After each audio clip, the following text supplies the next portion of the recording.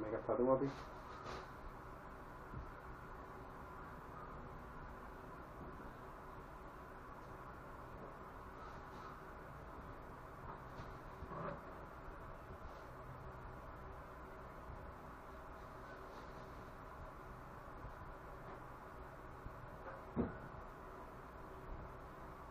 අවසාන වශයෙන් අපි මේ ප්‍රශ්නය හදමු. ඔය පස්වෙනි ප්‍රශ්නය. ඒකෙත් කියලා තියෙන එක හොඳට අහලා උත්තරේ ගන්න බලන්න.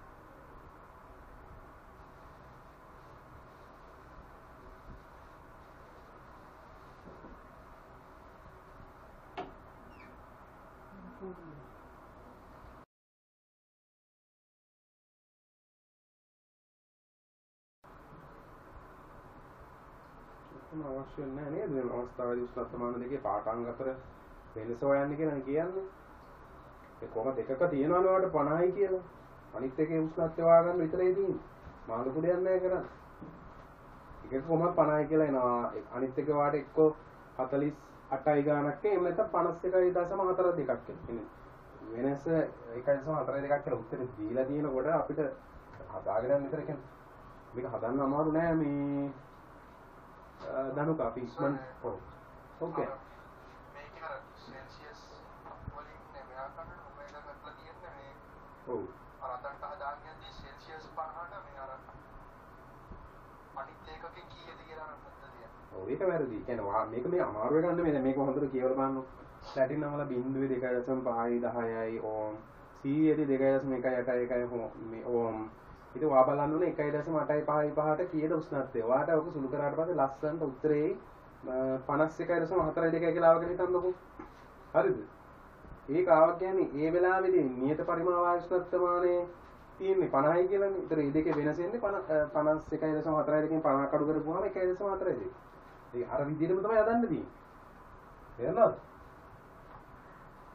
කියන්නේ නියත පරිමාණ වායු උෂ්ණත්වමානයේ සෙල්සියස් 50 අපිට මෙතනදී ඇත්තට වැදගත් වෙන්නේ නැහැ ගණනය කිරීම. මං කියන එක පැහැදිලි නේද? හරි. හරිද දැන් උත්තරය ආවද? උෂ්ණත්වය 51.42 හරි 48.5යි 8 හරි දෙකේ එකක් එනවා.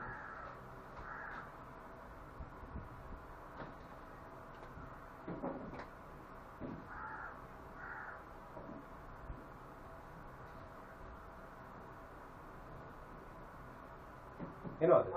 හරි නේද? හරි. හොඳයි එහෙනම් අපි ඉක්මනට යමු. මොකද අපේ කාලය සීමිත නිසා.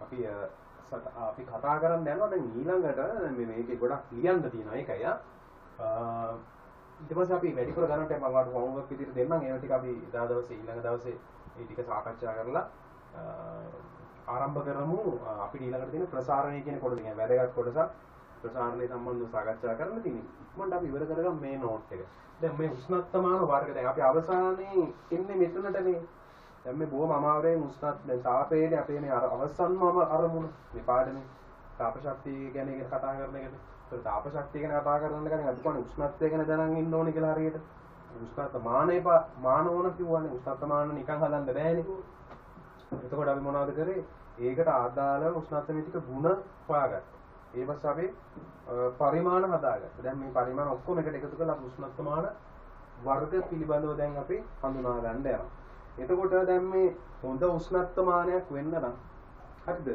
දැන් අපි දැනගෙන තියෙනවනේ හොඳ උෂ්ණත්වමානයක් වෙන්න නම් අර අපි කතා කරපු උෂ්ණත්වමිතික ගුණ වලදී අපි සාකච්ඡා කරේ හොඳ උෂ්ණත්වමිතික ගුණයක් කියලා කියන මොකක්ද කියලා මතක ඇති නේද උෂ්ණත්වයේ ඒකඵල ශ්‍රිතයක් වීම එතකොට ආයතව කතා කරා සන්තතික ශ්‍රිතයක් වීම හරිද ඔය වගේ අපි මූලික කාරණා හතක් පිළිබඳව සාකච්ඡා කරා ඊට අමතරව තව ඉස්සරහට අපි කතා කරගෙන යනකොට දැන් මේ එක එක උෂ්ණත්වමාන වලට පාවිච්චි කරන එක එක උෂ්ණත්වමිතික ගුණ. දැන් උදාහරණයක් විදිහට මෙයාට පාවිච්චි කරන උෂ්ණත්වමිතික ගුණය තමයි හරිද? ද්‍රවයක පරිමා ප්‍රසාරණය. ඒක තමයි යාගේ උෂ්ණත්වමිතික ගුණය. දැන් මෙයාට අදාළව ගත්තොත් මේ ප්ලැටිනම් ප්‍රතිරෝධ උෂ්ණත්වමානයට ගත්තොත් ඒකේ තියෙන ප්‍රතිරෝධයක විචලන. ඒ කියන්නේ ওই දෙකම උෂ්ණත්වයේ සමග විචලනය. මේ ද්‍රවයක පරිමා ප්‍රසාරණය මේකේ ප්‍රතිරෝධයක විචලනය. අවස්ථා දෙකේදී උෂ්ණත්ව මිතික ගුණ. දැන් මේ ඒවා උෂ්ණත්වයෙන් උෂ්ණත්වයට උෂ්ණත්ව මාන වලින් මාන වලට සමානතර දේවල් වල තියෙන මේ උෂ්ණත්ව මානයක් වඩාත් හොඳ වෙන්න මොනවද තව අවශ්‍ය වෙන්නේ කියලා. දැන් උදාහරණයක් විදිහට ගත්තොත් ද්‍රවයක් දැන් මේ වීදුරු රසදිය කියන එකට අපි මෙතනට ඇත්තටම දාන්න වීදුරු ද්‍රව කියලා. වීදුරු ද්‍රව උෂ්ණත්ව මාන ගත්තොත් ඒවල ඒ අදාළ පාවිච්චි කරන ද්‍රවයේ පාරාන්ද වීම හරි වැදගත් වෙනවා. පාරාන්ද ද්‍රවයක් වෙන එක. ඒකට තමයි අපිට හොඳට බලලා කියව ගන්න පුළුවන්. තව දෙයක් තමයි වීදුරු තෙත් නොකරන ද්‍රවයක් වීම කියන එකත් එතනදී වැදගත් වෙනවා. දැන් ඒවා මුලින් අපිට ලියන්න බෑනේ. මුලින් ලියන්න බැරි ඒ අදාළ උෂ්ණත්ව මිතික ගුණ ගත්තොත් පොදුවේ ඔක්කොටම තියන්න ඕන කරුණු හත තමයි එතනදී කිව්වේ. දැන් උෂ්ණත්ව මානයෙන් මානට සමානලාට වෙනස් වෙනවා. දැන් මෙතනදී මේ උෂ්ණත්ව මාන වඩාත් සාර්ථක වෙන්න අර විදිහට වීදුරු තෙත් නොකරන ද්‍රවයක් වෙන්න ඕනේ. දැන් උදාහරණයක් විදිහට අපි වීදුරු වලට වතුර පාරක් ගැහුවොත් අපි දකිනවා මේ වතුර පල්ලෙහාට ගලාගෙන යනකොට තැනින් තැනට වීදුරු බින්දු නිකන් අර වතුර ඇලිලා වගේ තියෙනවා අපි දකිනවා. ඒ වතුර එහෙම ලස්සනට පල්ලෙහාට ගලාගෙන එන්නේ. ඉතින් අපි ඒක කියනවා මේ වීදුරු තෙත් කරනවා කියලා. ජලය ගත්තොත් වීදුරු තෙත් කරනවා. ඒ විදිහට අපි දකිනවා. නමුත් රසදිය කියන ද්‍රවය එහෙම නැහැ. රසදිය අපි වීදුරු වලට විසි කරොත් අපි දන්නවා දකිනවා මේ රසදිය ඔක්කොම කොහෙවත් තැන් තැන් වල බින්දු ඉතුරු වෙන්නේ නැහැ. යම් ඝනත්වයක් වැඩි නිසා මොකද වෙන්නේ පල්ලෙහාට ඔක්කොම රසදිය ටික ගලාගෙන යනවා. වීදුරු තෙත් කරන්නේ. ඒක තමයි රසදිය වල තියෙන දැන් රසදිය මේ උඩට ගිහිලා ආය පල්ලෙහාට බහිනකොට මැද තැනින් තැන රසදිය ඉතුරු වෙන්න බැහැ. අපි ෆෑන් බටයක් දානවා. ෆෑන් බටේ ඇතුලේ තීන්ත මේම අඩු වෙගෙන යනකොට තීන්ත තැනින් තැන ඉතුරු වෙලා තියෙනවා. ඒවා එතකොට තෙත් කරන ද්‍රව. වීදුරු තෙත් කරන ද්‍රව විදිහට ගන්න පුළුවන්. ඒතර වීදුරු තෙත් නොකරන ද්‍රවයක් වීම, ඒ වගේම පාරාන්ද ද්‍රවයක් වීම කියන එකත් මෙතනදී වැදගත් වෙනවා වීදුරු ද්‍රව උෂ්ණත්වමානයක අදාළ උෂ්ණත්ව මිතික ගුණයේ විශේෂිත ලක්ෂණ දෙකක් විදිහට. අන්න ඒකත් අපි එතනදී පොඩි විශේෂයෙන් සටහන් කරගන්නවා. දැන් එතකොට ඔන්න මම එයාලට අදාළ උෂ්ණත්ව මිතික ගුණ දැන් මෙතන ලිව්වා. මම දෙකක් කරන් පොඩි සංසන්දනයක තමයි යෙදෙන්න යන්නේ. එතකොට අපිට මේක ඉස්සා ඉක්මනින් මේ ඔක්කොම උෂ්ණත්වමාන ගැන කතා කරන්න පුළුවන් නිසා. හොඳයි. මේ තියෙන වීදුරු ද්‍රව උෂ්ණත්වමාන එතකොට ඒවා විදිහට අපිට ගන්න පුළුවන් උදාහරණ විදිහට ගත්තොත් මෙතනින් මම උදාහරණ විදිහට ලියන්නම්. ගන්න පුළුවන් දෙයක් තමයි මොනවද දන්නවද? අපිට ගන්න පුළුවන් රසදිය. අනිත් එක තමයි මධ්‍යසාර. ඔය දෙකම ගන්න පුළුවන්.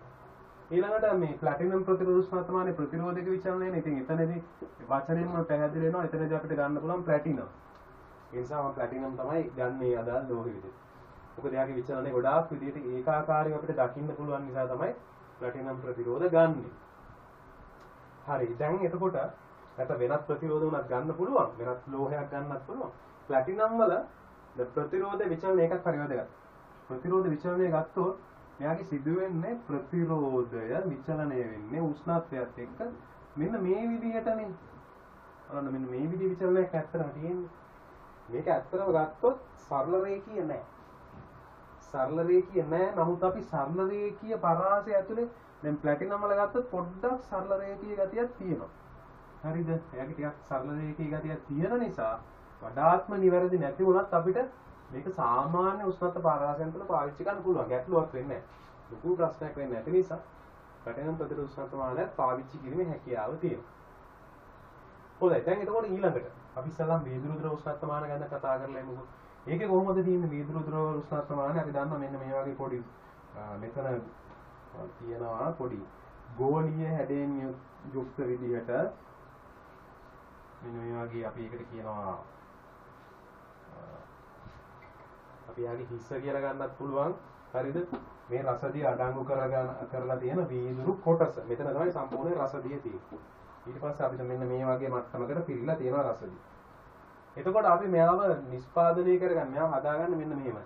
ඉස්සල්ලාම අපි අයිස් ලක්ෂය හඳුනා ගන්නවා. දැන් අපි දන්න ඕන අයිස් ලක්ෂය හඳුනා ගන්න කරන්න ඕනේ මොකද්ද කියලා. මේ සම්පූර්ණ රසදිය පිරීලා තියෙන මේ වීදුරු කොටස කෙලින්ම ගිහිල්ලා අර දියවන අයිස් වල දාපුවාම ගිහිල්ලා පෙන්නන උස තියෙනවානේ. අන්න ඒ උසදී තමයි අපි අයිස් ලක්ෂය කියලා කියන්නේ. ඊට පස්සේ අපි ආව හිමාලයේ තියෙන තැනට, හිමාලයේ පිරිසිදු හිමාලය ලැබෙන තැන ගිහින් මෙයාව තියෙනවා. තිබ්බාම මොකද වෙන්නේ?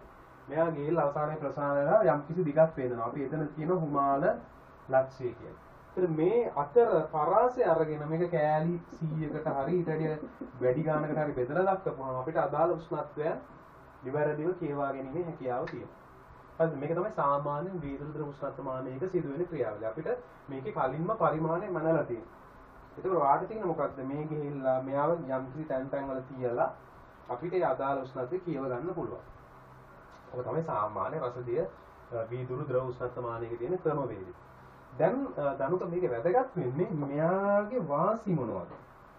සහ මෙයාගේ අවාසි මොනවද කියන එක තමයි අපිට මෙතනදී වැදගත් වෙන්නේ.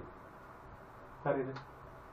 මේ මෙතනදී අපි ඇත්තටම මේ මහ ලොකු කතන්දරයක් නෙමෙයිනේ මෙතනදී වෙන්නේ මේ වීදුරු ද්‍රව උෂ්ණත්ව මානයේදී. මට කියන්නකෝ ඔයා දන්න දේවල් වලින් මොනවද ඇත්තටම මෙයාගේ තියෙන වාසි වීදුරු ද්‍රව උෂ්ණත්ව මානයේ තියෙන වාසි මොනවද?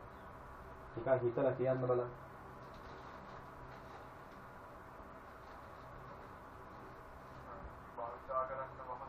ඔව් ඒතකොට මෙයාගේ තියෙන වඩාත්ම ලේසියෙන් තමයි මේ අපිට මෙයාව රැගෙන යන්න ලේසි. හරිද? භාවිතයට ඉතාමත් පහසුයි. භාවිතයට පහසුය. තව මොනවද තියෙන්නේ? භාවිතයට පහසු. තව මොනවද තියෙන්නේ? තව වැදගත් දෙයක් තමයි මොකද්ද? ගණනය කිරීමකින් තොරව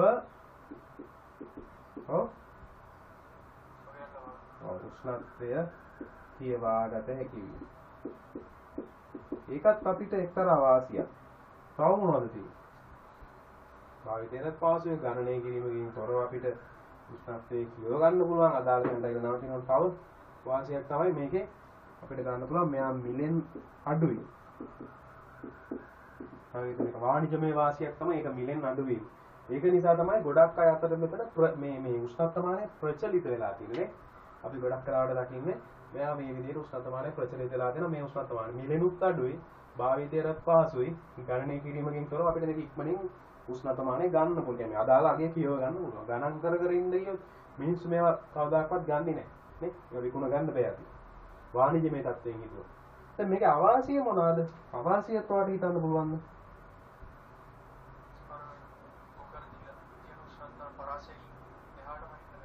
රයිට්. ඒ කියන්නේ මෙයාගේ අපිට මොනවද ලියන්න පුළුවන්? උෂ්ණත්ව පරාසය අඩු වීම. හරිද? උෂ්ණත්ව පරාසය අඩු වීම. තව මොනවද මේකේ තියෙන වාසි? මේ අවාසි.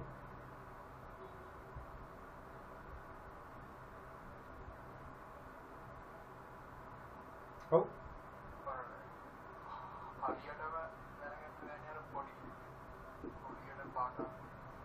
අපි ඒකට කියනවා සංවේදීතාවය අඩුයි කියලා. සංවේදීතාවය අඩුයි. ඒ කියන්නේ අපිට මේ කුඩා ගයන් පවා කියව ගැනීමේ හැකියාවක් නැහැ. ඒ කියන්නේ අපිට ඒ කියන්නේ මෙයාගේ විචලන වීමත් එක්ක කුඩා උෂ්ණත්ව වෙනස් වීම මෙයාගේ ප්‍රසාරයෙන් අපිට තරම් කියව ගැනීමේ හැකියාවක් නැහැ ප්‍රසාරණයත් එක්ක. ඒක නිසා අපි කියනවා සංවේදීතාවය. එහෙම නැත්නම් ඒකට මොකට ලියන්න පුළුවන් නිර්වද්‍යතාවය කියලා. නිර්වද්‍යතාවය අඩුවීම.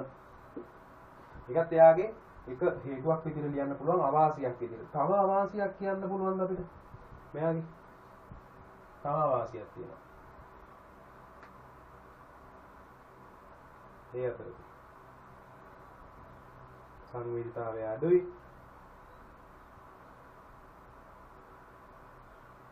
ඒ වගේම තමයි අපිට මෙයාගේ කුඩා ස්ථානවල උෂ්ණත්වය මැනගැනීමේ නොහැකියාවක් තියෙනවා. කුඩා ස්ථානවල උෂ්ණත්වය මැනිය නොහැක. උදාහරණයක් විදිහට ලක්ෂවල කුඩා ස්ථාන කියලා කියන පොයින්ට්ස් වල ගිහිල්ලා මහින්ද බෑ. මොකද මෙයාගේ වීදුරු බල්බය පුළුවන් තරම් ලොකු වෙන තරමට තමයි මෙයාගේ සංවේදීතාවය වැඩි වෙන්නේ. පුළුවන් තරම් බල්බය ලොකු කරලා මේ හරස් කරවල වර්ගඵලය පුළුවන් තරම් අඩු කරන්න ඕනේ මෙන්න මේ වීදුරු. එතකොට එහෙම කරන්න ගියාම මේක අසාර්ථක වෙනවා. ඒතර අපිට කොහොමද මේ ලොකු බල්බ් එකක් තියන්නේ මේ තැන් වල කියලා මනින්න බෑනේ. මේ මුළු බල්බ් එකම අදාළ තැන් වල කියලා ගිල්ලන්න ඕනේ. ඉතින් මේක අපිට මේ ඝන වස්තු වල මනින්න ගියාම කරදරයි. දැන් අපිට මොකක් හරි ඝන වස්තුවක් ගිල උෂ්ණත්ව මනින්න කිව්වොත් මේක ගිහින් මේ උඩින් තියන්න බෑ. උඩින් තියලා මනින්න බෑ. ඝන වස්තු ඇතුළට ගිල්ලන්න ඕනේ. එහෙම කරන්න බෑනේ. ඉතින් එහෙම වුණාම මේක පොඩි අවාසියක් වෙන මේ ගොඩක් ද්‍රව වල වායු වල මනින්නත් වඩාත්ම සාර්ථක නෑ. ද්‍රව වල වගේ තමයි මේ උෂ්ණත්වය මැනගැනීමේ හැකියාව තියෙන්නේ. හරිද? ඉතින් ඒකයි කුඩා ස්ථානවල උෂ්ණත්ව මැනිය නොහැකි වීම. ඒකත් එක්තරා අවාසියක් වෙනවා. තව අවාසියක් අපිට මේක කියන්න පුළුවන් දනුක මේ ඉතා ශීඝ්‍රයෙන් වෙනස් වන උෂ්ණත්ව අගයන් මේකෙන් කියව ගන්නත් බෑ. අපි තුන් ඉතා ඉක්මනින් වෙනස් වෙනවා කියලා ඉතා ශීඝ්‍රයෙන් වෙනස් වෙන උෂ්ණත්ව අගයන් කියවා ගැනීමේ නොහැකිතාවයකුත් මෙයාට තියෙනවා. හරිද? ඒ නිසා ඒකත් දැනගන්න වෙනවා අපිට. හරිද? ඒකත් එහෙම අපි ඒක මම මේ වෙලාවේදී සටහන් කරන්න දැන් ඔයාලට මෙතන බෝඩ් එකේ ලිව්වට පේන්නේ නැති නිසා ඒකත් එක්තරා කතන්දරයක්. දැන් මෙහෙම දෙයක්ත් තියෙනවා. දැන් මෙයා ඔයා මෙතන වාක්‍යයක් ලියනවා මේ උෂ්ණත්ව පරාසය අඩුවීම කියලා. උෂ්ණත්ව පරාසය අඩුවීම දැන් මෙතන අපි දකින්නේ 0 සිට 100 දක්වානේ. දැනුක මේක දැකලා තියෙන්නේ. හැබැයි මෙහෙම දෙයක් තියෙනවා. රසදිය සෙල්සියස් එක 100 දී වාෂ්ප වෙන්නේ නැහැ නේද? තවදුරටත් එයා ද්‍රවයක් නේ. දැන් මෙයා දිගටම අපිට තව මෙයා හදන්න පුළුවන් වුණා නම් තව ප්‍රසාරණය මෙයාව ගෙනියන්න පුළුවන්. කොච්චරක් දක්වාද කියලා ගත්තොත් මෙයාව අපිට ගෙනියන්න පුළුවන් පරාසය මම මෙතනින් දාගන්නම්. හරිද? වෙන පාටකින් ලිව්වොත් මෙතනින් අපිට ගෙනියන්න පුළුවන් 357 සෙල්සියස් දක්වා. මෙයාව තව පල්ලෙහාට ගෙන්න පුළුවන් මට -39 සෙල්සියස් දක්වා. ඔන්න ඔය වගේ පරාසයක් ඇතුළට හැබැයි ගෙනියන්න පුළුවන්. මට මේ උපකරණය හදන්න පුළුවන් වුණා නම් සෙල්සියස් 357ක් උඩටත් පල්ලෙහාට -39ක් මේක ඍණ වෙනවා. -39ක් දක්වා ගෙනියන්න පුළුවන් කියන එක මතක තියාගන්න.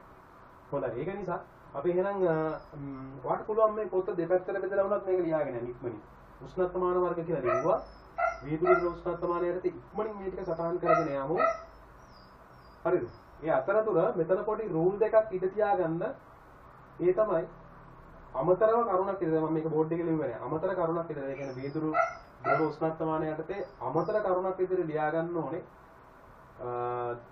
මේකේ පාවිච්චි කරන ද්‍රව පාරාන්ද වීම සහ වීදුරු තෙත් නොකරන ද්‍රව වීම වැදගත් කියනවා. වීදුරු ද්‍රව උෂ්ණත්වමාන කියලා ලියුවා රූල් දෙකක් බෙදලා තියලා ඊටු ටික දිගට ලියාගෙන යන්න.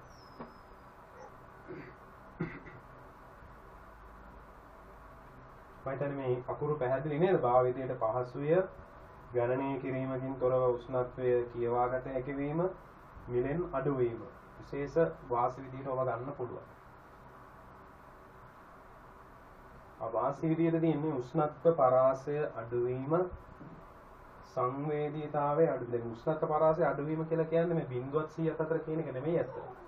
-39 සිට 357 දක්වා කියන එක අනිත් ඒවාත් එක්ක සාපේක්ෂව ගන්නකොට පරාසය අඩුයි. කියන්නේ අඩු පරාසයක තියෙනවා. අනිත් ඒවා ඇත්තට මීටරි ගෙනියන්න පුළුවන්. ඒ වගේම තව අනිත් එක සංවේදීතාවය අඩු වීම නැත්නම් නිර්වද්‍යතාවය අඩු වීම හරිම එක කියලා කියන්නත් බෑ. කුඩා ස්ථානවල උෂ්ණත්ව මැනිය නොහැකි වීම ඒක අනිත් කරුණ වෙනවා. කුඩා ස්ථානවල උෂ්ණත්ව මැනිය නොහැකි වීම. ඔයාලා ලිව්වේ නැති එක දැන් මෙතන බෝඩ් එකේ ලියලා නැති එක තමයි ශීඝ්‍රයෙන් වෙනස් වන උෂ්ණත්ව මැනිය නොහැකි වීම. ශීඝ්‍රයෙන් වෙනස් වන උෂ්ණත්ව මැනිය නොහැකි වීම කියන එකත් ඇඩ් කරගන්න එතන. අනිත් වගේ කතන්දරයක් තියෙනවා. හරි. දැන් අපි හිමු ඊළඟට මේ ප්ලැටිනම් ප්‍රතිරෝධ උෂ්ණත්වමානය ගැන හිතමු. මේකෙන්ම දැන් මම එතනට යනවා. හරි. ප්ලැටිනම් ප්‍රතිරෝධ උෂ්ණත්වමානයේදී මම අර කිව්වා වගේ මේක උෂ්ණත්වමිතික ගුණය වෙන්නේ ප්‍රතිරෝධ ඒක විචලනය. එතකොට දැන් මේ වගේ ප්‍රස්තාරයක් දැන් මම අර කිව්වා වගේ සරල රේඛීය නෑ. හරිද? දැන් මෙයාගේ උෂ්ණත්වමිතික ගුණය ගත්තත් ඒකත් ඇත්තටම සරල රේඛීය නෑ. මේ පරිමාණ ප්‍රසාරණය ගත්තොත් එයාගේ පරිමාණ ප්‍රසාරණය වඩාත්ම නිවැරදි විදිහට සරල රේඛීයම වෙනවා කියලා කියන්න බෑ. හරිද? වැඩි උෂ්ණත්වවලදී වැඩි ප්‍රසාරණයක් අඩු උෂ්ණත්වවලදී අඩු ප්‍රසාරණයක් වගේ මේකේ පොඩි වක්‍ර ගතියක් ඒකේ තියෙනවා. හරිද? ඒකත් සරල රේඛීයමයි කියලා කියන්න බෑ අපිට. දැන් මේ ප්‍රතිරෝධයක මේ ප්‍රතිරෝධ විචලනය අර අපි කලින් කිව්වා වගේ උෂ්ණත්වමිතික ගුණයක තියෙන විශේෂිතම ලක්ෂණයක් වගේ සරල රේඛීය වීම.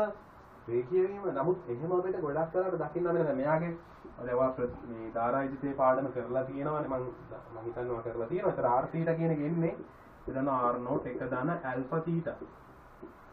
ඔන්නෝම සමීකරණය කියන්නේ අර්ථ දැක්වෙන්නේ. ඒතර මේ සමීකරණයට අනුව තමයි මෙයා විචලනය වෙන්නේ. r not කියලා කියන්නේ ශ්‍රේෂ්ඨ බිඳුවේ ප්‍රතිරෝධය. අනේ අනුව ඔන්න මේ විදිහට විචලනය වෙන අවස්ථාවක් අපි දකිනවා. ඒතර ප්ලැටිනම් ප්‍රතිරෝධය හැදෙන්නේ කොහොමද දන්නවද? එයාගේ හැදෙන්නේ අපි දැන් මේ වගේ පරිවාරක දණ්ඩක ඔතනවා මෙන්න මේ විදිහට මේ ප්ලැටිනම් ප්‍රතිරෝධ කේබල් එකෙන් ඔතනවා. ඉතින් එනවා මේකට යනවා. මෙන්න මෙහෙම එකිනෙකට ගෑවෙන්නේ නැති වෙන විදිහට පොටවල් දෙක ඔතනවා. දෙකේ එක පොටක් මෙහෙට ගන්නවා එක පොටක් මෙතනට ගන්නවා. දැන් මේ අතරින් මේ විදිහට ඔතලා කොයිල් එකක් විදිහට ඔතලා දෙනවා. මේ කොයිල් එකක් විදිහට ඔතලා තියෙන මේ ප්ලැටිනම් ප්‍රතිරෝධය ඔයාලට මොනවද කරන්න තියෙන්නේ? ඔයා ගිහිල්ලා මේක අදාළ තැන්වල ගිහින් තියන්න ඕනේ. ඇත්තටම මේ වගේ එකක් ගිහින් අපිට තියලා මේ සම්පූර්ණ ප්ලැටිනම් ප්‍රතිරෝධ කොටසම ගිහිල්ලා තියන්න බෑනේ. හැලෙන්න කියන්නේ. ඔක ඇත්තම කතා කරද්දී ගිල්ලන්න එපේ. ඒත් මෙයාගෙනත් අපිට හැමතැනම ඉන්න බෑ. ගිල්ලන්න පුළුවන් තැන් වල විතරයි මයින්න පුළුවන්. ඒ කියන්නේ ද්‍රවයක නම් මේකේ උතරම ඉන්න පුළුවන්. ද්‍රවයක මැන ගන්න පුළුවන් ප්ලැටිනම් ප්‍රතිරෝධය. අපිට ගිහිල්ලා ඝන වස්තුවක මැන ගන්න බෑ ප්ලැටිනම් ප්‍රතිරෝධය පාවිච්චි කරලා. අන්න ඒ වගේ මෙයාගෙත් ඔන්න පොඩි අවාසියක් දැන් මම කියවුණා. මෙයාගේ මනින්න කොහොමද දන්නව? මෙතනට අපි ගිහින් දානවා ඕම් මීටරයක්. හරිද? ඒ කියන්නේ මගේ ප්‍රතිරෝධයෙන් මනින්න ඕනේ ඕම් මීටරයක් දානවා. උෂ්ණත්වය වෙනස් වෙනකොට එයාගේ ඔන්න ප්‍රතිරෝධය සටහන් කරගන්න පුළුවන්. හරිද? එහෙම නැත්නම් අපි මෙතනට දාන වඩාත්ම නිවැරදිව වෙන ගන්න ඕන නම් මෙතනට තියෙනවා මේ මීටර සේතුව කියලා. මේ හැම දෙයක්ම ඔයා ධාරා විද්‍යුතය කරලා තියෙනවා නම් දැනගෙන තියෙනවා. මොකද ඕම් මීටරයෙන් මනින්න ප්‍රතිරෝධයට වඩා මීටර සේතුවෙන් මනින්න ප්‍රතිරෝධය අපි කියනවා වඩාත්ම නිවැරදි කියලා. නිවැරදිම උෂ්ණත්වය මනින්න ඕන නම් අපිට මීටර සේතුවක් පාවිච්චි කරලා මනින්න පුළුවන්. හැබැයි මේ හැම දෙයක්ම කරන්න බෑ. මේවා විශාල පරිපත. මීටර සේතුවක් කියලා කියන්නේ ලොකු උපකරණයක්. හරිද? ඒතර මේවා මේ ලේසියෙන් කරන්න පුළුවන් දේවල් නෙමෙයි. මේකෙත් කරන්න කොහොමද? මේකෙත් අපිට මෙහෙමයි කරන්නේ. ලේසියෙන්ම කරන්න පුළුවන් කිව්වට මොකද කරන්නේ?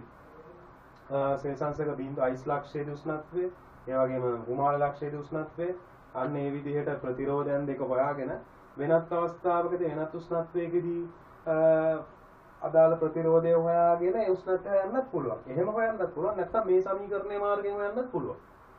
මෙන්න මේ තියෙන මේ සමීකරණයේ මාර්ගයෙන් හොයන්නත් පුළුවන්. සෙල්සියස් බිඳුවේදී අපි ප්‍රතිරෝධය දන්නවනම් වෙනත් ඕන උෂ්ණත්වයකදී ප්‍රතිරෝධය හොයන්න මෙන්න මේ සමීකරණය ඇසුරෙන් හොයන්නත් පුළුවන්.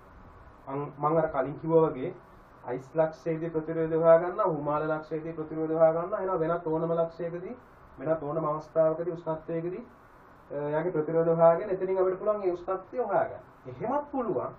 නැත්නම් මේ සමීකරණයට දාලා හොයන්නත් පුළුවන්. කිසි ගැටලුවක් නැහැ. ඉතින් අපි සංකීර්ණ යන්න ඕනේ නැහැ. එහෙම හොයන්න පුළුවන්. දැන් අපි දැනගන්න ඕනේ මේ ප්ලැටිනම් ප්‍රතිරෝධ උෂ්ණත්වමානය පාවිච්චි කරලා මෙන්න මේ විදිහට මොනවද එයාගේ තියෙන වාසි. ඔක තමයි මයින ක්‍රමය මම ඔය සරලව කිව්වේ. මොනවද එයාගේ තියෙන වාසි. ඔන්න ඔය ටික අපිට පොඩ්ඩක් ඔළුවට දාගන්න වෙනවා. මොනවද ඔයාලට මේ ප්ලැටිනම් ප්‍රතිරෝධයේ උෂ්ණත්වමානය ගැන හිතුවොත් ලැබෙන වාසි මොනවද? ප්ලැටිනම් ප්‍රතිරෝධ උෂ්ණත්වමානය. තියෙන වාසියක් බලන්න කියන්න බලන්න. හිතන්න පුළුවන්.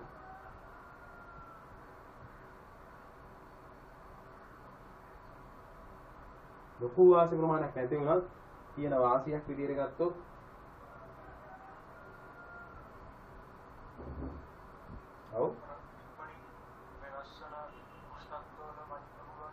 ඔව් සාමාන්‍යයෙන් අපිට මෙයාගෙන් පුළුවන් ඉක්මනින් වෙනස් වෙන උෂ්ණත්වය යම්තාක් දුරට මැනගැනීමේ හැකියාව තියෙනවා. ඉක්මනින් වෙනස් වෙන උෂ්ණත්වය යම්තාක් දුරට මනින්න පුළුවන්. ඒ කියන්නේ මෙයාට වඩා ටිකක් ඉක්මනින් මෙයාගේ මැනගැනීමේ හැකියාව තියෙනවා. නමුත් ඒක මනින්න මීටර සේතුවක් පාවිච්චි කරොත් ටිකක් අපහසු නේ. ඒකයි කියන්නේ එකම ගැටලුව. ඒක වාසියක් විදිහට යම්තාක් දුරට ගන්න පුළුවන්. හරි. ප්‍රශ්නයක් නෑ කියමුකෝ. තව මොනවද මෙයාගේ තියෙන අපි වාසිය විදිහට ගන්න පුළුවන්. ප්ලැටිනම් ප්‍රතිරෝධ උෂ්ණත්වමානය.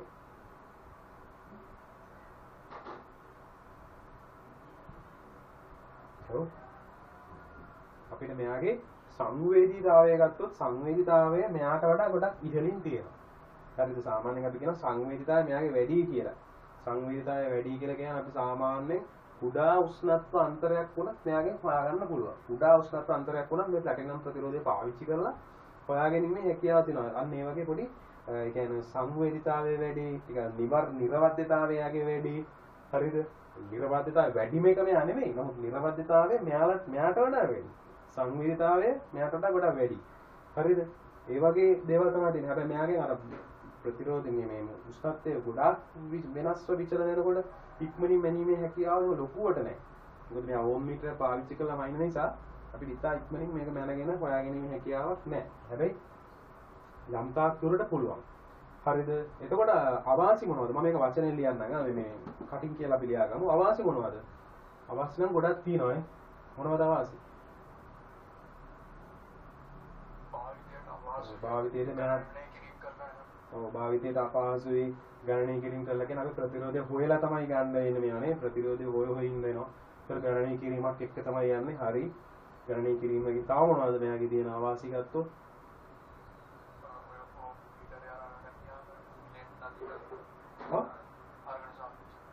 මිලෙන් අධික වෙන එකත් එක්ක හරියම මිලෙන් අධිකයි.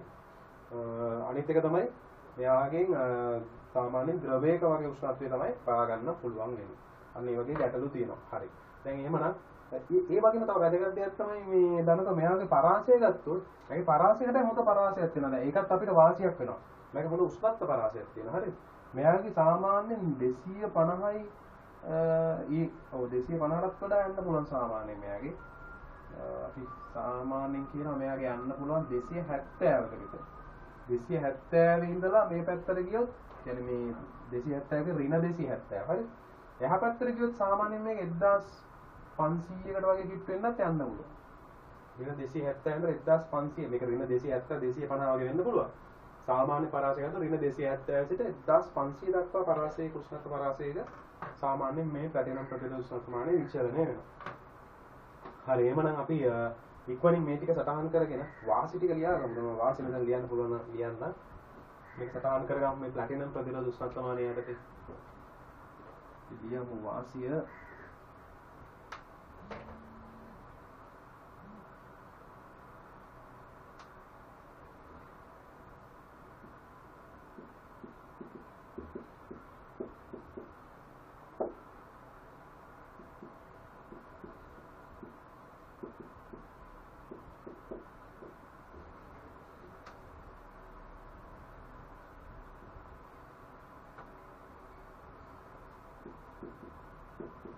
सर प्रस्तावित अंक අදින්නන්නේ.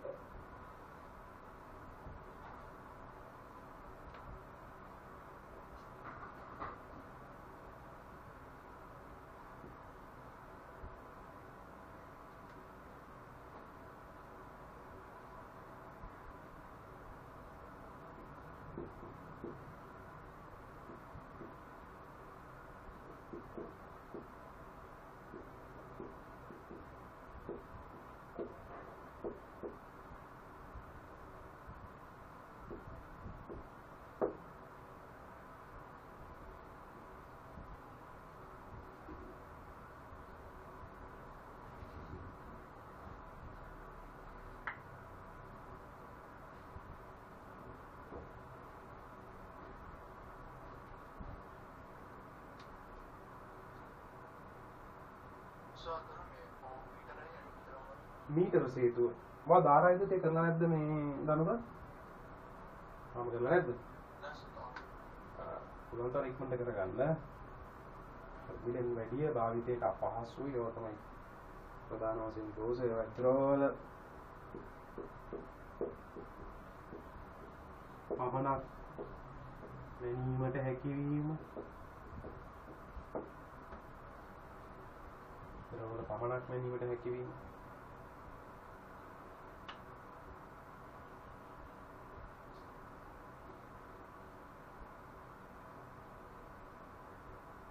ඒ වගේ පොඩි අවාසි කීපයකුත් තියෙනවා. උෂ්ණත්වමාන වර්ග දෙකක් පිළිබඳව අපිට මේ විදිහට සාකච්ඡා කරන්න පුළුවන්.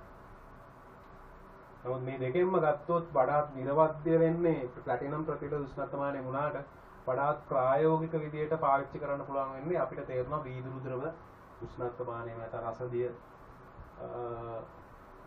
වීදුරු රසදිය උෂ්ණත්වමානය දනුක මට දෙයක් කියන්නම තුණා මේ වීදුරු රසදිය උෂ්ණත්වමානය අර මම පටන් ගද්දිම රූල් දෙකක් තියාගන්න කිව්වා.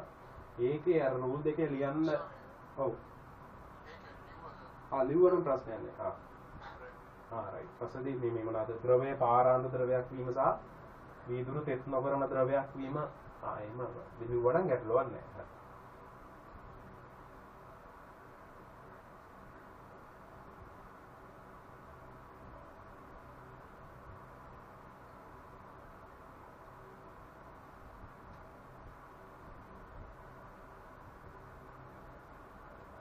මීටර සේතුව කියන එක දැකලා නැහැනේ. දැන් මීටර සේතුව කියන එක මම අර YouTube එකේ දාලා තියෙනවා. ගිහින් බලන්න මීටර සේතුව කියලා නැති වුණොත් විභවමාන කියලා එකක් හරි ඇති. මේ විභවමාන මීටර සේතුව එක වගේ සාමාන්‍ය මීටර එකක් විතර දිග ලොකු ලී එක ගහලා තියෙන සම්පූර්ණ මේ ඇටවුම මීටර එකක් දිග ලොකු ලීයක. ඒකෝට හිතන්න මීටර එකක් දිග ලොකු ලීයකින් මේක කරන්න ගියොත් එහෙම ගොඩක් අමාරුයි මේ පද්ධතියෙන් පරිපතේම ලොකුයි ඒක. ඕලින් උෂ්ණත්ව වෙන අපිට ප්‍රායෝගික වැඩ කරන්න අමාරුයි ඒක.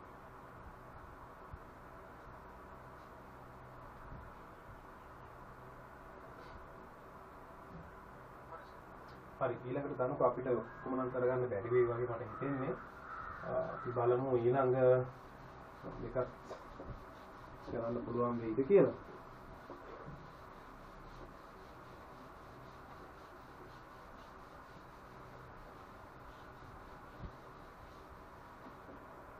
ඊළඟ දෙක තමයි මෙන්න මේවා. හරිද? අපිට ගන්න පුළුවන් මේ දෙක ටිකක් ලොකු කතන්දරයක්. එයා තමයි මේ නියත පරිමා වායු උෂ්ණත්ව මානය. අනිත් එකත් මම ඒක අපි ඊළඟ දවසේදී කරමු. නියත පරිමා උෂ්ණත්ව මානය ගැන අපි කතා කරමු. නියත පරිමා උෂ්ණත්ව මානය ගත්තොත් මෙන්න මෙහෙම එයාගේ තියෙන මෙන්න මේ වගේ වීදුරු බෝලයක්. මේක මේ අඳින තරම්ම සයිස්. මම මේ අඳිනවනේ මේ බෝඩ් එකේ. මගේ මේ අල්ල ප්‍රමාණයට වගේ මේ වීදුරු බෝල ලොකු වෙනවා. හරිද? ඒතර එතනින් මෙන්න මේ විදිහට ඉතා සිහින් මම මේ අඳිනට වඩා සිහින් එක. මේ සිහින් නලයකින් කනෙක්ට් වෙනවා. මෙතනට ඇවිල්ලා මෙතනින් ආයෙ මෙහෙම විශාල වෙනවා. නලය වීදුරු නලය. ඊට පස්සේ ආයෙ මෙන්න මේ විදිහට රබර් කොටසකට මේව සම්බන්ධ වෙනවා. මම මේක රබර් කියලා පේනන මෙන්න මෙහෙම අඳින්න. රබර් කොටසකට සම්බන්ධ වෙලා එතනින් ආයෙ මේ වගේ වීදුරු බටයකට මෙන්න මේ වගේ පරීක්ෂණ නලයකට වගේ කනෙක්ට් වෙනවා. දෙකලවරම වීදුරු. ඔහොම තමයි ඇත්තටම මෙයා හැදිලා තියෙන්නේ. මෙතන තියෙනවා මේ පරිමාණය. දැන් උස මැනගන්න.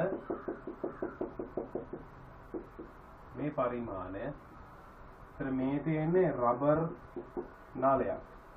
මේ තියෙන්නේ වීදුරු නලයක්. ගොඩක් විලාවට ඒක සමාන වෙනවා මේ පරීක්ෂණ නලයකට එයාගේ ප්‍රමාණයට වගේ සමාන වෙනවා.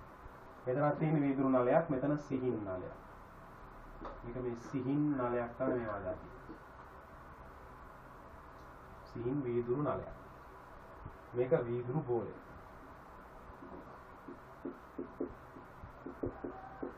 එතකොට දැන් මෙතනදී ඇත්තට වෙන්නේ මේ මෙහිම කතන්දරයක්. මේකේ තියෙනවා මේක නියත පරිමා වායුනේ. දැන් මේක ඇතුලේ තමයි වායුව තියෙන්නේ. මේ දැන් දකින්න ඔයා දකින්නේ වායුව.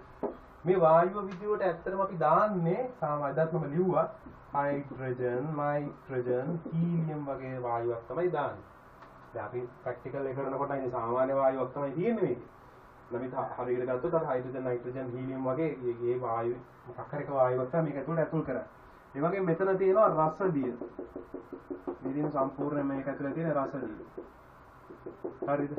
කියන්නේ මේක ඇතුළේ රසදිය මෙච්චර ප්‍රමාණයක් දැම්මා කියන එකෙන්ම මේ උපකරණ ඉතාමත්ම වටින උපකරණයක් බවට පත් වෙනවා.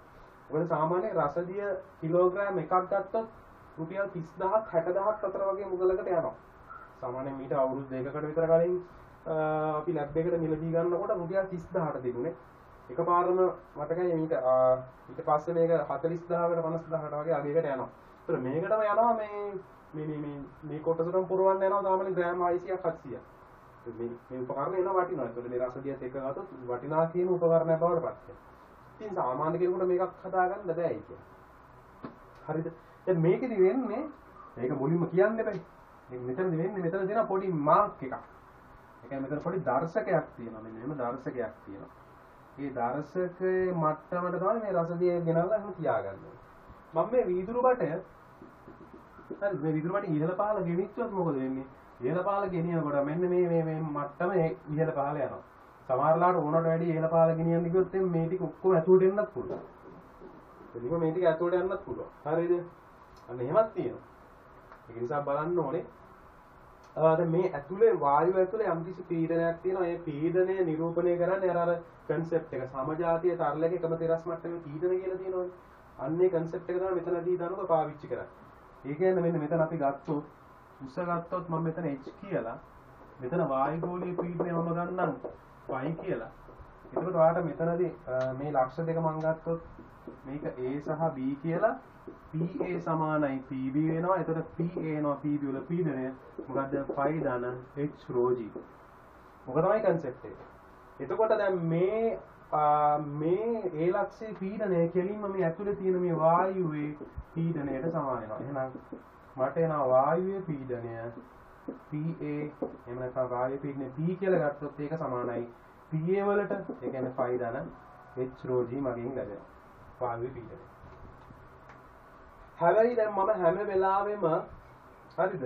හැම වෙලාවෙම මේ දර්ශකය මත පමණයි නම් මම මේ රසදිය කඳ කොච්චර ඉහළ පාලා ගෙනිච්චත් මම මේවා තියන් ඉන්නේ. ඒතර මේ ඇතුලේ වායු පරිමාව සෑම විටම නියත වෙනවා. මේ ඇතුලේ වායු පරිමාව සෑම විටම පරිමාව වෙනස් වෙන්නේ. හැබැයි උසයට මේට යනකොට H උස වෙනස් වෙනකොට මොකද වෙන්නේ? වායුව ඇතුලේ පීඩනය වෙනස් වෙනවා. ඒකයි මේකට කියන්නේ නියත පරිමා වායු උෂ්ණත්වමානය. පීඩනය වෙනස් වෙනවා, පරිමාව නියතව පවතිනවා. හරිද? ඒතර මේකෙදි කරන්නේ මෙහෙමයි. මේකත් අර විදිහම තමයි. මොකද්ද කරන්න ඕන? ඉස්සෙල්ලා මම මේ වායු බුබුල එහෙම නැත්නම් වීදුරු බුබුල වගේ තියෙන කොටස ගිල්ලනවා මෙන්න මේ විදිහට ජලයේ. ඒ කියන්නේ අපි මේකට දානවා දියවන අයිස්. අයිස් කැට සම්පූර්ණයෙන්ම දාලා දියවන අයිස් කැට දානවා. සම්පූර්ණයෙන්ම ගිල්ලනවා. ගිල්ලපු ගමන් මොකක්ද වෙන්නේ? අපිට ලැබෙනවා මෙතන අදාළ උෂ්ණත්වය. සාමාන්‍යයෙන් දැන් මම මේ ඔක්කොම මේ ලියන්න යන්නේ හරිද? දියවන අයිස් වල ගිල්ලපු ගමන් වෙන්නේ මෙයාගේ පීඩනය වායුවල පීඩනයටත් වඩා අඩු වෙනවා. මේ ඇතුලේ වායු පීඩනය. එතකොට මේ උස උඩට තියෙන යටට යන්නේ. මෙන්න මේ මට්ටම තියෙනවනේ මේ A ලක්ෂයෙන් පෙන්නන මට්ටමටත් වඩා යටට යන්නේ. පැහැදිලිද නේද? පල්ලෙහාට යන්නේ. එතකොට ඇත්තටම වෙන්නේ ධන h rho g ගන්න නෙමෙයි ඍණ h rho g එකක් එන්නේ. දැන් උඩට ගියොත් ධන වෙන්නේ පල්ලෙහාට ගියාම ඒක ඉබේම ඍණ වෙනවා. හරිද? එතකොට අපි ඉස්සෙල්ලාම අයිස් ලක්ෂයට අදාළ උස හොයාගන්නවා. ඊට පස්සේ කරන්නේ දනුක මම මෙතන හිමාලය ගැටෙන්න සලස්සනවා. හිමාලය ගැටෙන්න සලස්සලා වායුගෝල පීඩනය යටතේ පවතින හිමාලය ගැටෙන්න සලස්සපු ගමන් මෙයාගේ උසක් පෙන්වනවා. ඒ ලැබෙන උස තමයි හරිද? ඒ ලැබෙන උස තමයි අපි කියන්නේ මොකද්ද? හිමාල ලක්ෂයේදී ලැබෙන h එක. අර අපි කලින්ම සෙල්සියස් හැදුවේ. සෙල්සියස් පරිමාණය කියන එක හදුවන්නේ ඒ වගේම තමයි මෙතනත් කරා. ඒ වැඩේම තමයි. අයිස් ලක්ෂයට දාලා h එක හොයනවා. හිමාල ලක්ෂයට දාලා h එක හොයනවා. ඊළඟට ඔයාලට ඕන උෂ්ණත්වයට ගිහින් මේ බල්බ් එක දාපුවා මෙන්න h එක තියෙනවානේ. අර සෙල්සියස් වලදී ගණනය කරා වගේ ඔයාලා මොකද කරන්නේ? අදාළ උෂ්ණත්වය හොයන එක. අර මෙන්න මේ විදිහට අපි හුවා මතක ඇති නේද? h θගෙන් hL අඩු කරනවා. ඊට පස්සේ h සෙල්සියස් C යෙන් hL අඩු කරනවා. ඊට පස්සේ ඕක C යෙන් වැඩි කරලා අදාළ උෂ්ණත්වය අර සෙල්සියස් වලදී හේවේ මතකයි නේ? අන්න ඒ ක්‍රමයටම තමයි හොයන්නේ. මේ HL කිව්වේ අයිස් ලක්ෂයේදී උස. මේ HL ඒකත් ඒකමයි. HC කියලා කිව්වේ එහෙම නැත්නම් අපි ඒකට H capital H කියලා ගන්න පුළුවන්. ඒ කියන්නේ හිමාල ලක්ෂයේදී උස. H θ කියලා කියන්නේ අදාළ උෂ්ණත්වයේදී උස. මේ පෙන්නන උස. අන්න යනවා ඒකට ආදේශ කරලා අපිට පුළුවන් ලස්සනට ඒ අදාළ උෂ්ණත්වය ගණනය කරන්න. ඒතර මේක දැන් මේ කියලා දුන්නාම ආට තේරෙනවා මේක වෙන සංකීර්ණ වැඩක්. එහෙනම් ඇයි අපි මේ වගේ එකක් ගැන කතාවක් කරන්නේ? එච්චර සංකීර්ණ නෑ මොකටද කතා කරන්නේ? මේකෙන් තමයි දනුක වඩාත්ම දැනට ලෝකේ හොයාගෙන තියෙන නිර්වද්‍යම උෂ්ණත්වමානය තමයි මේ අපි කතා කරන්නේ. මොකද මේකෙදි පාවිච්චි කරලා තියෙන්නේ වායුවක ප්‍රසාරණය. ද්‍රවයක වගේ නෙමෙයි වායුවක ප්‍රසාරණය ඉතාමත්ම නිවැරදි ඉතාමත්ම ක්‍රමවත්.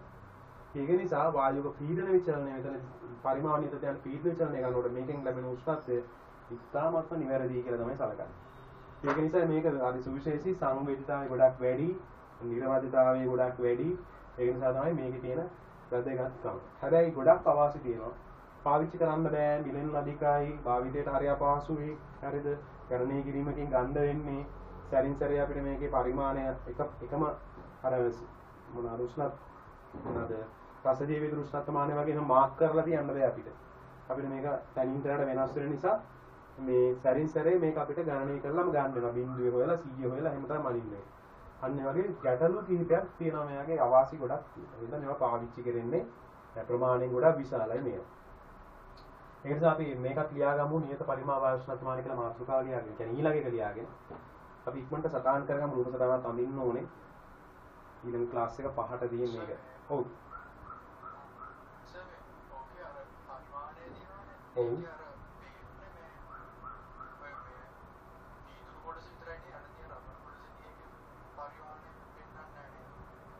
පරිමාණයක් පෙන්වන්නේ නැහැ කියන්නේ පරිමාණයක් තිබ්බත් නෙවෙයි අපිට ප්‍රශ්නයක් නෑ. අපි ගන්න උස වෙනසනේ.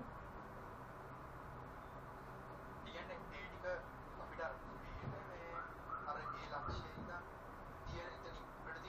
උඩට තියෙන උස තමයි අපිට වැදගත් වෙන්නේ. පරිමාණය යටටම තියෙනවා. පරිමාණය යටටම තිබුණාට අපිට ඒක යටවන්න මොකද මෙයා වීදුරු නලේ අපිට මෙහෙම උඩ ඉහළ පහළ ගෙනියන්න පුළුවන් නේ. මෙයා යටටත් යනවා සමහරවිට.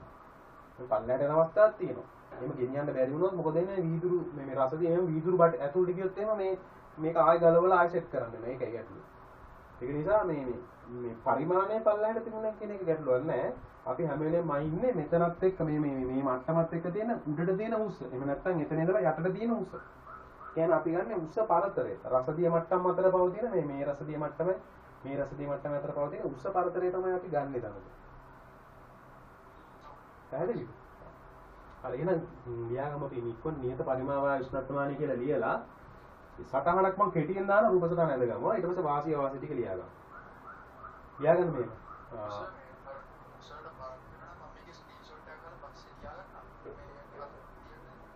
අඳින එක ඔයා එහෙනම් අඳින එක පස්සේ අඳින්න මම මේ නෝට් එක දෙන්නම් ලියාගන්න. හරි?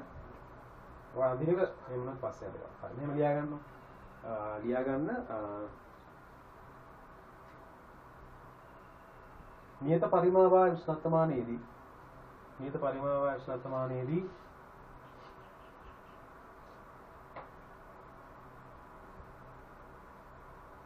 වීදුරු ගෝලය තුළ පවතින වායුවේ පරිමාව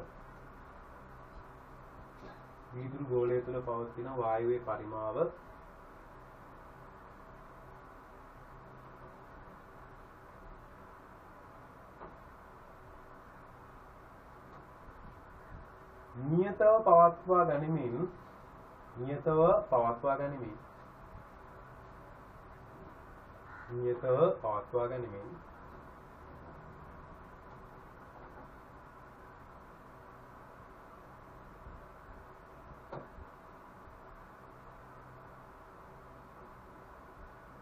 කෙලවරක් විවෘත රසදිය පිරි වීදුරු නලය.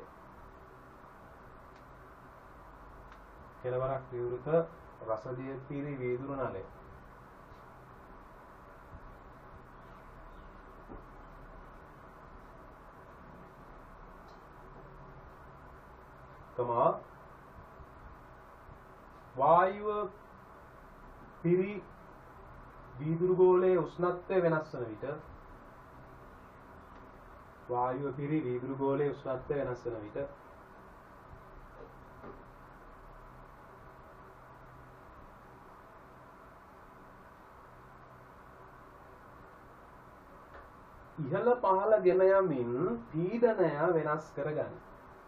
ඉහළ පහළ ගෙන යමින් පීඩනය වෙනස් කරගනි.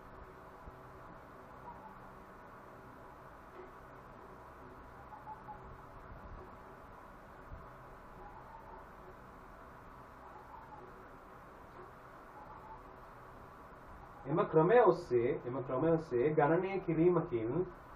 ක්‍රමය ඔස්සේ ගණනය කිරීමකින්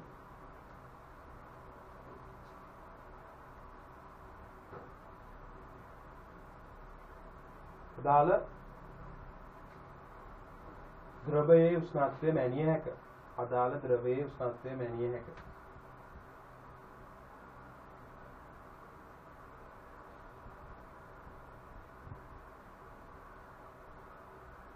හරි.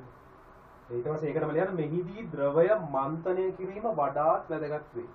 එතනට මන්තයක් දාන්න ඕන. මෙහිදී ද්‍රවය මන්තනය කිරීම වඩාත් වැදගත් වේ. මන්තනය නොකරොත් ද්‍රවයේ උෂ්ණත්වය වායුවටම ලැබෙන්නේ නැහැ. ඒකට ලොකු ගැටලුවකට මුහුණ දෙනවා. හරි උෂ්ණත්වය ලැබෙන්නේ.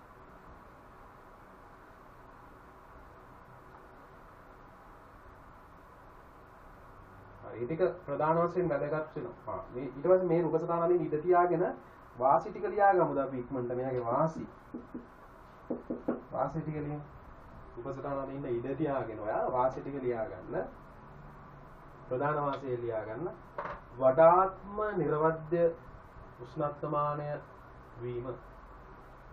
නිර්වද්‍ය උෂ්ණත්වමානය වීම දෙවෙනි එක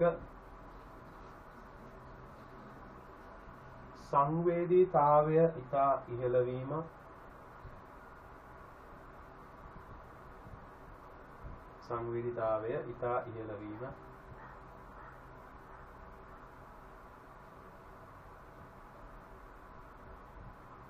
ඔය දෙක තමයි ප්‍රධාන වශයෙන්ම මෙයාගේ වාසි වෙන්නේ. හරිද?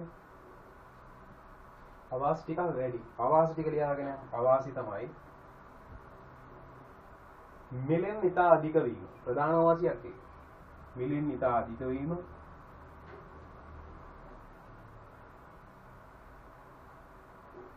විශාල උපකරණයක් නිසා භාවිතයට අපහසු වීම.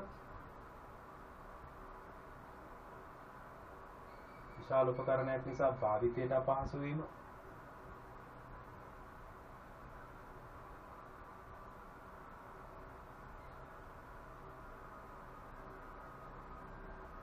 ඉතා ශීඝ්‍රයෙන් වෙනස් වන උෂ්ණත්ව මැනීමට නොහැකි වීම. ඉතා ශීඝ්‍රයෙන් වෙනස් වන උෂ්ණත්ව මැනීමට නොහැකි වීම.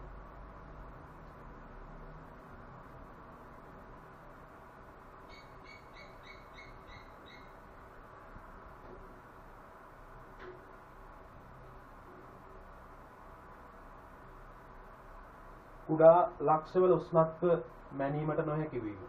කුඩා ලක්ෂවල උෂ්ණත්ව මැනීමට නොහැකි වීම. වරහන් ඇතුලේ දාගන්න ද්‍රවවල උෂ්ණත්ව ද්‍රව හෝ වායු වල උෂ්ණත්ව පමණක් මැනීමට හැකි වීම. කුඩා ලක්ෂවල උෂ්ණත්ව මැනීමට නොහැකි වීම. වරහන් ඇතුලේ දාගන්න ද්‍රව හෝ වායු වල උෂ්ණත්ව පමණක් මැනීමට හැකි වීම.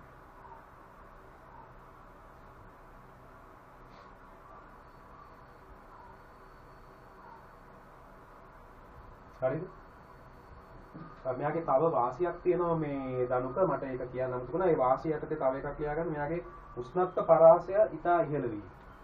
උෂ්ණත්ව පරාසය ඉතා ඉහළ වීම. ඒක ඇතුලේ දාගන්න උෂ්ණත්ව පරාසය සාමාන්‍ය මෙයාගේ යන්න පුළුවන් ඍණ 250 ඉඳලා මේකේ තරබල 1200 වගේ වෙනකන් යන්න පුළුවන්. 1200 1500 අතර යන්න පුළුවන්. ඍණ 250 සිට 1200 වගේ වෙනකන් පොදු උෂ්ණත්ව පරාසයකුත් තියෙනවා මෙයාගේ. ඒකත් වාසියක් වෙනවා.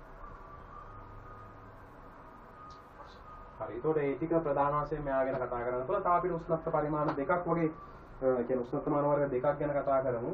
ඒ කියන්නේ නියත පීඩන උෂ්ණත්ව පරිමාණිකුයි එකක් හිටියේ ලොකු දෙයක් නෙමෙයි.